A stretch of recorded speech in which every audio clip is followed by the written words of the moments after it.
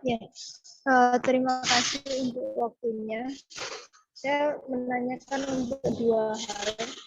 Yang pertama, tadi yang dibahas oleh pemateri Pak Dika dan Pak Hanif ya, bahwa matematika ini cukup dibaca saja, lalu dihafal saja, itu kan membingungkan ya. Bagi saya sendiri, sebetulnya untuk memberikan latihan dan caranya itu banyak gitu kan. Kita nggak hanya perlu satu cara untuk apa satu cara untuk menjawab soal seperti itu. Nah, kalau misalkan bingung pakai cara yang mana, seperti itu bagaimana? Cara belajarnya yang ditempuh itu, gitu. Maksudnya memakai cara yang dari guru atau dosennya, atau kita punya cara, karena kan kita sudah zamannya IT ya, menggunakan cara yang dipakai lewat video, internet, dan lain-lain. Mungkin itu dulu, terima kasih. Semoga saya tidak salah ya, tapi tidak terdengar jelas. Saya selalu di kelas itu memberi cerita yang menarik. Jadi ada satu cerita menarik. Dulu saya pernah membaca ada satu buku menarik, bukunya Chicken Soup for Soul. Mas Dika pasti tahu tuh di angkatan kita itu ya, buku tentang Chicken Soup for Soul, for Teen dan seterusnya itu. Ada satu cerita menarik, teman-teman, ada salah satu mahasiswa kampus ternama ya, di Inggris. Dia itu termasuk orang yang jenius di angkatannya ya. Dia termasuk orang yang jenius di angkatannya ya. Jadi dia itu ya. Jadi dia itu karena fisikanya itu sangat merasuk sama dia, matematikanya sangat merasuk sama dia masuk di jurusan fisika di salah satu kampus ternama. Akhirnya di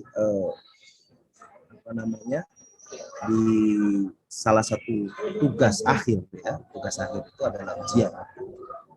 Ujiannya waktu itu sederhana. Bagaimana mengukur ketinggian gedung dengan barometer. Gitu. Di buku itu dikasih tahu begitu. Dia menjawab dengan teorema Pythagoras sederhana waktu. Dan dosennya waktu itu menyalahkan bahwa mestinya dia menggunakan barometer mengukur ini, mengukur itu dan seterusnya ya. Tapi dia menggunakan teorema Pythagoras untuk menyelesaikan itu. Apa yang terjadi? Singkat cerita aja ya, singkat cerita. Bukunya bagus, silakan dibaca. Dia dapat 0. Dia dapat 0, dia tidak terima, critical thinking-nya masuk ya. Dia tidak terima, akhirnya rame lah. Ramenya dalam tanda kutip bukan ini ya kontra-kontraan ya, tapi kenapa sih saya dapat 0? Padahal jawaban saya kan benar, gitu kata dia. Akhirnya didamaikan sama dekan di sana. Dekan itu mendamaikan. Akhirnya ya udah, biar kamu tidak rame sama dosennya itu, biar kamu tidak rame, kamu ujian lagi. Ternyata singkat cerita ujiannya itu sama, teman-teman. Soalnya sama. Kita saya punya sebuah barometer. Bagaimana saya mengukur ketinggian gedung terhadap tanah. Waktu kamu 1 jam, silakan diselesaikan, kata si dekan. Jadi dia sendirian tesnya, tes kedua. 55 menit dia diam, nggak ngapa-ngapain. Akhirnya si dekan itu kan, anak ini kenapa ya? Apa nggak bisa ya? Nah ini gitu kan, dideketin gitu. Mas, kenapa nggak dikerjakan? Ini sudah 55 menit loh, dia bilang gitu. Kamu nggak bisa ya?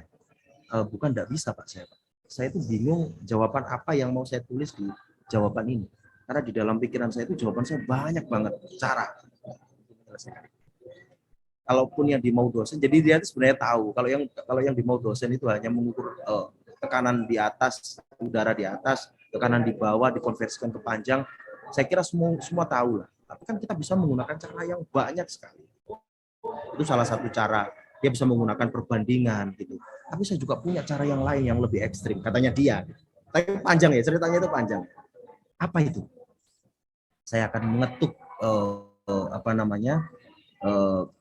pemilik gedung itu. Saya bilang sama dia, Pak, ya, saya punya barometer cantik ini, saya kasih ke Bapak. Tapi saya mau tanya, berapa tingginya gedung ini? Jadi kalau cuma tanya gedung ini tingginya berapa, dia bisa banyak cara untuk menyelesaikan itu. Lah, saya kira jadi mahasiswa juga sama teman-teman. Kalian punya banyak resource yang berbeda dengan zaman kita ya. Kalian bisa belajar di YouTube, kalian bisa belajar di jurnal, artikel di jurnal, kalian bisa belajar dimanapun ya, Coursera, sekarang banyak banget ya. Dan saya kira setiap jawaban itu pasti punya konsekuensi logis ya.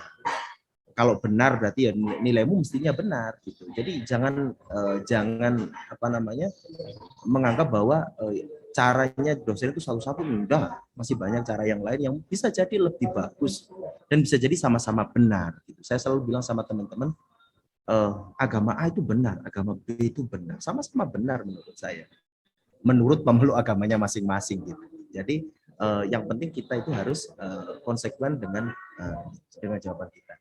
Jadi boleh Mbak dengan cara apapun ya, dengan cara apapun. Bahkan di matematik sekarang lagi dikembangkan soal-soal terbuka itu kan beberapa tahun ini dikembangkan ya. Jawabannya bisa berbeda memang, caranya bisa berbeda. Jawabannya mungkin bisa sama dan juga mungkin bisa berbeda karena pertanyaannya sangat berbeda. Jadi saya kira sah saja, gitu Mbak. Iya, menarik tadi ceritanya Pak Hanif ya, bahwa ada juga seorang mahasiswa itu yang pakai barometer. Gimana jawabannya? Cara mengukur tinggi gedung tadi ya, untuk barometer. Itu ya barometernya kita pergi ke atap, barometernya kita jatuhkan, dihitung seberapa waktu yang dibutuhkan barometer itu jatuh dari atas tanah. Kemudian dihitung pakai rumus gravitasi macam-macam itu ya. Nah, itu bisa juga kayak gitu ya. Dan jawaban itu ternyata, teman-teman, itu jawaban dari Niels Bohr, fisikawan besar dari Denmark yang beberapa waktu lalu juga memenangkan Nobel. Artinya, betul yang disampaikan Pak Hanif tadi, cara itu bisa macam-macam lah. Untuk nyampe 10 itu kita bisa 5 tambah 5, 3 tambah 7, 2 tambah 8, 1 tambah 9, bisa berbagai macam cara. Yang penting adalah, buat saya, yang penting adalah cara itu bisa dipertanggungjawabkan tadi yang disampaikan Pak Hanif. Makanya pertanyaannya kalau caranya berbeda dengan guru adalah perkuat argumennya.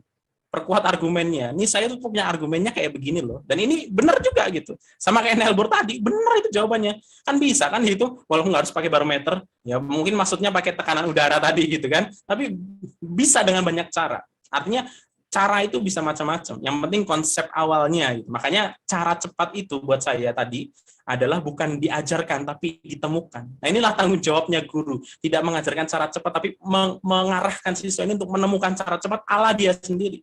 Dan saya yakin setiap siswa punya cara cepat masing-masing ketika dia bisa memahami konsep matematika. Dan nggak ada masalah, insya Allah. Kalau ada masalah nanti lapor sama Pak Hanif, nanti biar Pak Hanif yang nangani gurunya ya. Kalau ada masalah sama gurunya. Itu mungkin.